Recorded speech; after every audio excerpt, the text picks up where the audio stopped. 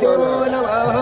हरेः ओम् ॐ नीलाद्रिनाथं जगतामधीशं चिदं स्वरूपशरणैकनाथं श्रीनीलगोत्राधिपतिवरेण्य सुरेन्द्रवन्द्यं प्रणतोऽस्मि नित्यं शङ्खचक्रं सकिरीटकुण्डलं सपीतवस्त्रं शरसीरुभक्षणं सहारवक्षस्थलकौस्तुभस्त्रियं नमामि विष्णु शिरसाश्चतुर्भुजम्।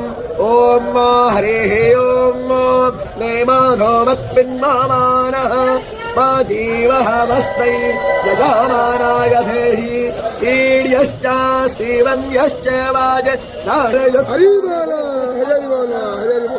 नन्दनवारस्सो वेते दधातु एता ओमस्तु भगा।